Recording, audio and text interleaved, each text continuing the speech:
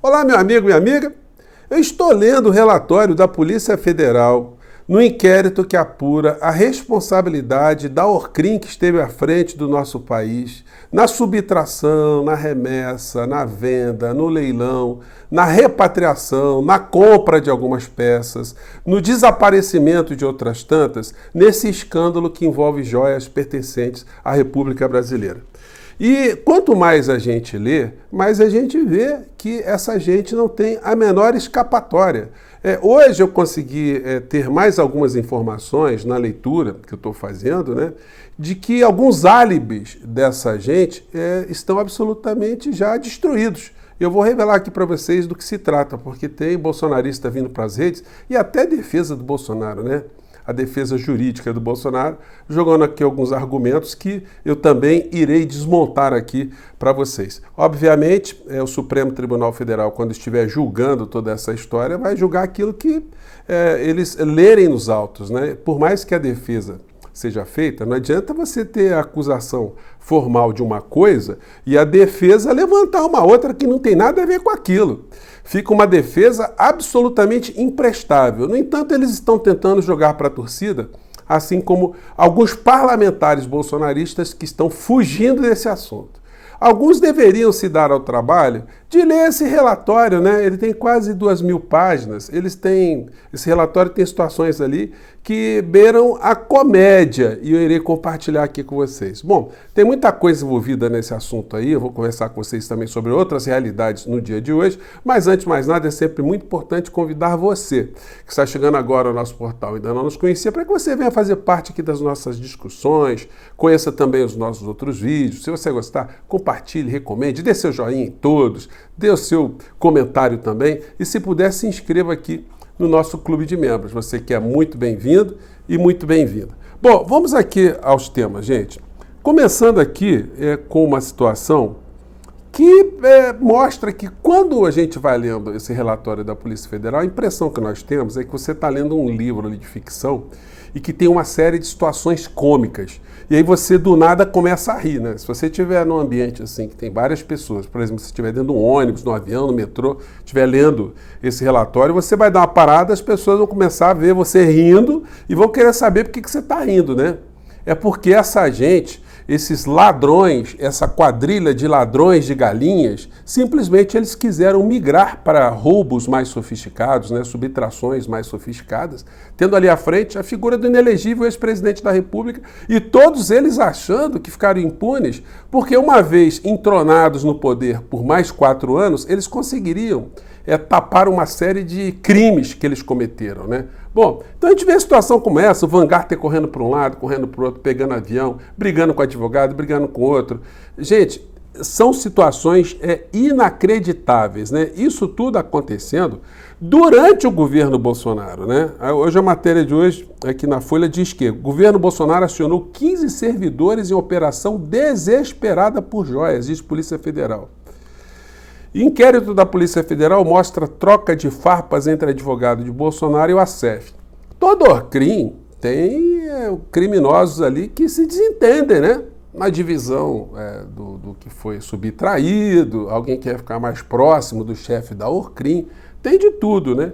E a gente vê isso nos autos desse inquérito aí, né? Daí a gente vê hoje o senhor Nicolas Ferreira. Senhor Nicolas, o senhor que diz que tem formação em direito, só deveria pegar esse inquérito, dar uma esmiuçada, ler tudo, né? Porque certamente nem o senhor sabia que a pessoa que o senhor segue era tão vagabunda, era tão ladra, né? A figura do inelegível, de fazer aquilo que ele estava fazendo com o Orcrim, que estava ao seu redor, né? Que ele comandava. Então o senhor, como não leu ainda, certamente, o Malafaia deve ter lido. Porque ele está caladinho. O Malafaia deu uma sumida, ele deve ter no mínimo ligado para o Bolsonaro assim: Bolsonaro, você sabia dessa história? Você estava se dando bem, estava pegando a grana? Vem cá, você deu dízimo para a igreja? Você deu a sua contribuição? Bom, as respostas nós já sabemos, né? Mas o senhor Nicolas veio à tona hoje falando isso aqui, vamos lá. Falar das joias do Bolsonaro. Vamos falar da fantasia. Afinal de contas, se falar da realidade, eles estão lascados. Estamos aqui para votar uma reforma tributária que vai colocar no lombo daqueles que inclusive fizeram campanha para o Lula. Senhor Nicolas Ferreira, que bom, hein? O senhor parlamentar começando a se preocupar com questões da reforma tributária, discutindo assuntos da nossa realidade concreta.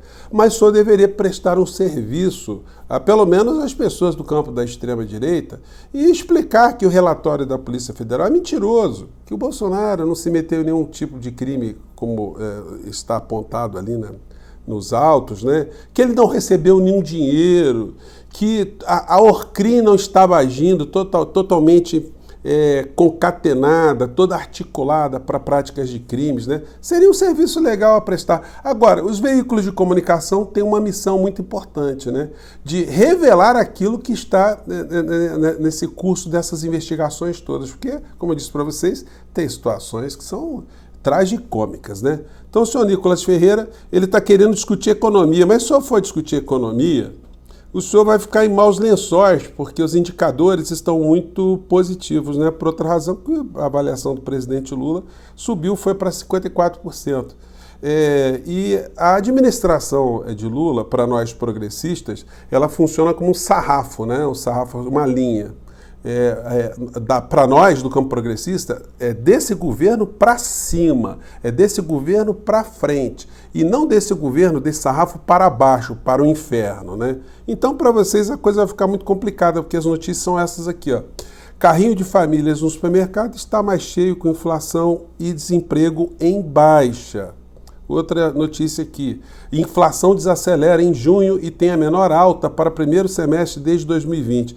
Então vocês no campo economia, enfim, vocês poderiam dar boas contribuições, né, se debatesse alguma coisa no campo da racionalidade. Mas agora vocês estão tentando fingir que o criminoso, o ladrão de galinhas, o ladrão de joias, ele é uma pessoa que está sendo perseguida.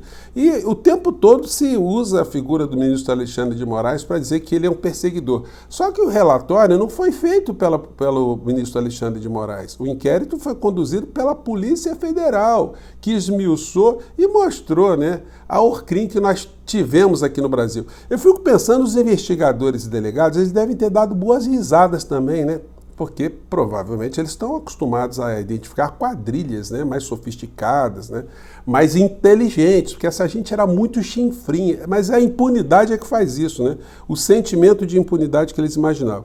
E aí a gente vê um argumento da extrema-direita que nós vamos desmontar aqui na sequência. O principal deles é esse aqui, ó. Vamos lá. Absurdamente ridículas narrativas que tentaram ser criadas contra ele. Lembrando, todos os presentes que passaram por uma comissão que dizia que esse presente podia ser do Bolsonaro como pessoa, e assim ele poderia fazer a forma que...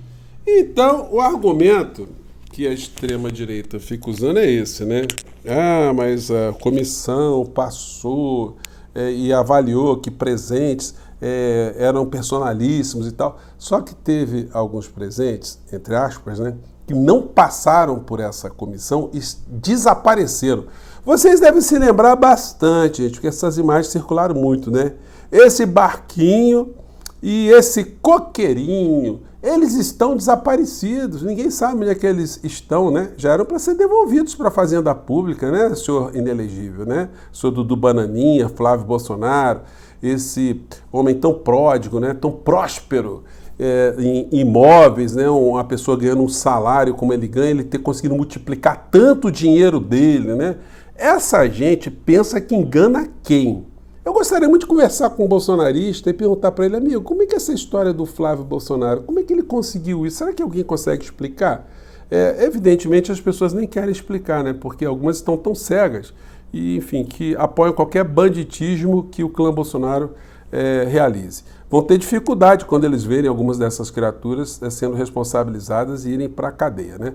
Bom, o advogado do Bolsonaro, ele também vem com essa, mas aí tem uma surpresinha para ele, né? Leia a íntegra da nota da defesa de Bolsonaro. A defesa de Jair Messias Bolsonaro, diante da decisão proferida nesta data, tornando públicos os autos, vem esclarecer o seguinte: os presentes ofertados a um presidente da República obedecem a um rígido protocolo de tratamento e catalogação e sobre o qual o chefe do executivo não tem qualquer ingerência, direta ou indireta, sendo desenvolvido pelo Gabinete Adjunto de Documentação Histórica. Puxa vida, né? Só que tem um negocinho, meu amigo e minha amiga. O cara que comandava essa situação, esse departamento, o nome dele é Marcelo da Silva Vieira. Sabe o que acontece com ele? Ele está sendo também indiciado pelo crime de peculato e formação de quadrilha, porque ele também já estava conversado para tentar dar uma esquentada nas joias que ele não poderia esquentar. Esquentar do ponto de vista institucional, né? Dizer que algo muito valioso não era tão valioso, e uma vez valioso, poderia ficar com o presidente da República, mas isso em articulação com o Cid, o Coronel Cid, que também está, como vocês sabem, muito incriminado nessa história, com o outro Marcelo Câmara, que era assessor especial do Bolsonaro. Então, o Orcrim já estava agindo para fazer esse tipo de situação. Gente, o que esses caras viajavam de um lado para o outro, porque quando o escândalo surgiu, nenhuma dessas peças, dessas joias, era de conhecimento público. Só quando a matéria veio à tona, e saiu o Bolsonaro já no exterior, já tinham vendido joias. Algumas joias eles não conseguiram recuperar. Tem coisa desaparecida. O Bolsonaro botou dinheiro no bolso. O pai do Coronel Cid deu dinheiro em dólar para ele. O que fizeram com o produto das vendas do que foi realmente vendido no exterior.